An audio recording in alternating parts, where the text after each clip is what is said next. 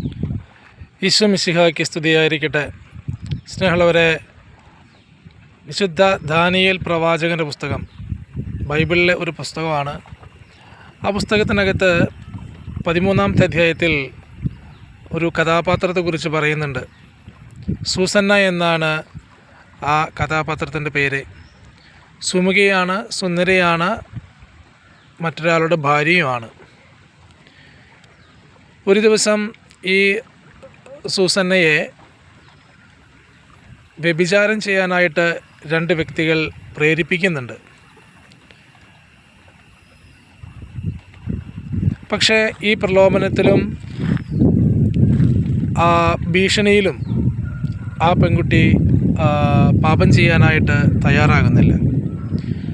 അഥവാ പാപം ചെയ്യാനായിട്ട് അവൾ ആ പാപത്തിൻ്റെ കെണിയിൽ വീഴാനായിട്ട് അവൾക്ക് താല്പര്യമില്ലായിരുന്നു.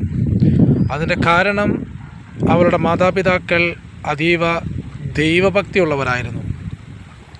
ഇതെല്ലാം ഞാൻ പറയാതെ തന്നെ നിങ്ങൾക്കറിയാലോ. പക്ഷെ ഇന്ന് ഈ കാലഘട്ടത്തിലേക്ക് ഒന്ന് കണ്ണോടിച്ച് നോക്കുമ്പോൾ നമ്മുടെ ഇടയിലുള്ള പെൺകുട്ടികളും ആൺകുട്ടികളും സ്ത്രീകളും പുരുഷന്മാരും ഒക്കെ അശുദ്ധ പാപങ്ങൾ ചെയ്യാൻ ഏറെ കൊതിക്കുന്നവരാണെന്ന് മനസ്സിലാകുന്നു. ഒരുപാട് സാഹചര്യങ്ങളും സാധ്യതകളുണ്ട് ശരീരത്തിൻ്റെ വിശുദ്ധി നഷ്ടപ്പെടുത്തുന്ന വ്യഭിചാരം, സ്വയംഭോഗം, ബ്ലൂ ഫിലിം കാണുന്ന ഒരു പാപം, അങ്ങനെയുള്ള സകല പാപങ്ങൾക്ക്, ഈ അഴുക്ക് നിറഞ്ഞ പാപങ്ങൾ ചെയ്യാനായിട്ട് ഏറെ കൊതിക്കുന്ന ഒരു കാലഘട്ടമാണ്. എന്നാൽ ഈ പാപം ചെയ്തു കഴിയുമ്പോൾ ആ സമയത്ത് തന്നെ നമുക്ക് അതിൻ്റേതായ ബുദ്ധിമുട്ടുകൾ ഉണ്ടായില്ല എങ്കിൽ പോലും ഭാവിയിൽ നമ്മുടെയൊക്കെ ജീവിതം അവസാനിക്കും മുൻപേ ഈ ചെയ്തു പോയ സകല പാപങ്ങൾക്കും നമ്മൾ അനുഭവിക്കേണ്ടി വരും. ഇത് പഴയ നിയമത്തിലെ ഒരു വചനമാണെന്ന് പറഞ്ഞ് എഴുതി തള്ളുന്നവരുണ്ട്. പാപം നിങ്ങളെ വേട്ടയാടുമെന്ന് അറിഞ്ഞുകൊള്ളുക. അത് മോശ പറഞ്ഞ വചനമാണ്, അത് പഴയ നിയമമാണ്. അതുകൊണ്ട് പാപം ചെയ്തതുകൊണ്ട് വലിയ ശിക്ഷയൊന്നുമില്ല, ഈ ഒരു മാറ്ററിൽ അത്ര വലിയ പ്രസക്തി ഇല്ല എന്നൊക്കെ പറയുന്നവരുണ്ടായേക്കാം. പക്ഷെ ഒരു കാര്യം ശ്രദ്ധിക്കുക, പാപം അതിന് ഒരു സ്വഭാവമേ ഉള്ളൂ. പാപം ചെയ്താൽ അതിന് അവൻ എന്തായാലും റിയാക്ട് ചെയ്യും, നമുക്കൊരു സമ്മാനം തന്നിരിക്കും. അത് സഹനമാണ്, അത് ശിക്ഷയാണ്. ഈ ചെയ്തു പോയ പാപത്തെക്കുറിച്ച് ഏറ്റുപറഞ്ഞ് ക്രിസ്തുവിനോട് അനുതപിച്ച് മാപ്പ് പറഞ്ഞില്ല എങ്കിൽ ഈ സകല പാപങ്ങൾക്കും നമ്മൾ കണക്ക് കൊടുക്കേണ്ടി വരും. അത് വലിയ വിലയായിരിക്കും. നമ്മുടെ ആത്മാവ് നരകത്തിൽ പോകുന്ന കാര്യമാണ്. അതുകൊണ്ടാണ് ഇന്ന് ഈ സമയത്ത് നിങ്ങളോട് ഇത് പറയണമെന്ന് ആഗ്രഹിക്കുന്നത്. ചുമ്മാ ഈ വഴി നടന്നു പോയപ്പോൾ മനസ്സിലേക്ക് വന്നൊരാശയമാണ് പറയുന്നത്. ശ്രദ്ധിക്കുക. ഇത് കേട്ടുകൊണ്ടിരിക്കുന്ന നിങ്ങൾ വിചാരിക്കും പാപം ചെയ്യാതെ ജീവിക്കാൻ പറ്റുമോ എന്ന്. സാഹചര്യങ്ങളുടെ സമ്മർദ്ദം, ചില ആളുകളുടെ പ്രേരണകൾ, പ്രലോഭനങ്ങൾ, പ്രകോപനങ്ങൾ, ഭീഷണിപ്പെടുത്തൽ, ഇവയൊക്കെ പാപം ചെയ്യാനായിട്ട് നമ്മെ നിർബന്ധിക്കില്ലേ? പാപത്തിൽ വീഴാനായിട്ട് ഇതൊക്കെ സാധ്യതകളല്ലേ എന്ന്. അവിടെയാണ് ഈ ഞാൻ നേരത്തെ പറഞ്ഞ കഥാപാത്രത്തിൻ്റെ പ്രസക്തി. സൂസന്ന, അവൾ സുന്ദരിയും സുമുഖിയും ഒക്കെ ആയിരുന്നു.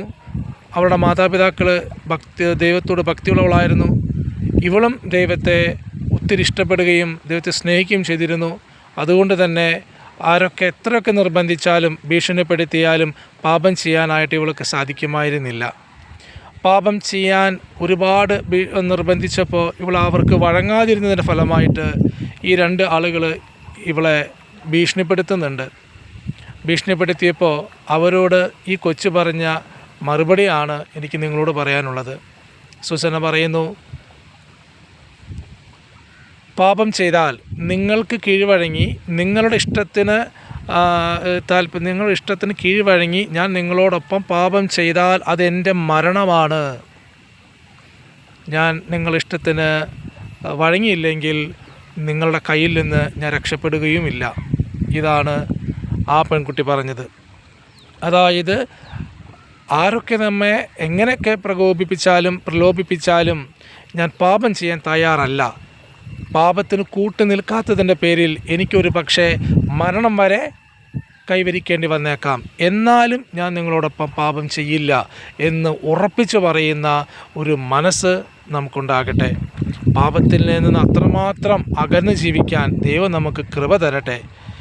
ഒരു കാര്യം കൂടെ ശ്രദ്ധിക്കുക, പാപം ചെയ്യാതിരുന്നിട്ട് സൂസന്നയ്ക്ക് ഒന്നും നഷ്ടപ്പെട്ടില്ല. അവളെ വധശിക്ഷയ്ക്ക് വിധിച്ചു. പക്ഷേ മരണത്തിൻ്റെ തൊട്ട് മുമ്പ് ആ ഒരു നിമിഷം കർത്താവ് വൈകത്തുമില്ല, നേരത്തെ ആകത്തുമില്ല. മരണത്തിൻ്റെ മുൻപിൽ നിന്ന് നമ്മുടെ ദൈവം, സർവശക്തനായ ദൈവം ഈ പെൺകുട്ടിയെ അത്ഭുതകരമായിട്ട് രക്ഷിക്കുന്നുണ്ട്. ഒരു പോറൽ പോലെ ഏൽപ്പിക്കാതെ ഇവളെ ആ മരണത്തിൽ നിന്ന് രക്ഷിക്കുന്നുമുണ്ട്. അപ്പോൾ ധൈര്യമായിട്ടിരിക്കുക. യുവതികളോട്, യുവാക്കന്മാരോട്, കുഞ്ഞുങ്ങളോട്, അനിയന്മാരോട്, അനിയത്തിമാരോട് ഒക്കെ പറയുന്നു, പാപം ചെയ്യാൻ ഒരുപാട് പേര് എന്നെയും നിങ്ങളെയൊക്കെ പ്രോത്സാഹിപ്പിക്കും, പ്രലോഭിപ്പിക്കും, പ്രകോപിപ്പിക്കും. ചിലർ ഭീഷണിപ്പെടുത്തും, ചിലർ വഴക്കുണ്ടാക്കും. പക്ഷെ ഭയപ്പെടാതിരിക്കുക.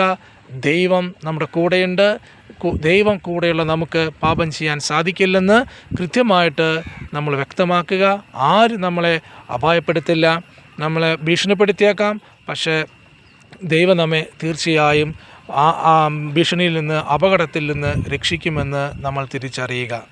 സ്നേഹമുള്ളവരെ, സൂസന്ന പറഞ്ഞു, പാപം ചെയ്താൽ അത് എൻ്റെ മരണമാണെന്ന്. നമ്മിൽ പലരും വിചാരിച്ചിട്ടുണ്ടാകും, ഞാൻ ഇതിനോടകം തന്നെ എത്രയോ പ്രാവശ്യം ഏതെല്ലാം പാപങ്ങൾ ചെയ്തിട്ടുണ്ട്, വ്യഭിചാരം ഉൾപ്പെടെയുള്ള മാരക പാപങ്ങൾ ചെയ്തിട്ടും വർഷങ്ങളോളം ഞാൻ ആ പാപത്തിൽ കിടന്നിട്ടും എനിക്ക് ഇതുവരെ മരണം സംഭവിച്ചിട്ടില്ലല്ലോ, ഞാൻ ഇതുവരെയും മരിച്ചിട്ടില്ലല്ലോ എന്നൊക്കെ ഉള്ളിൽ ചിന്തിക്കുകയും ചിരിക്കുകയും ചെയ്തിട്ടുണ്ടായേക്കാം.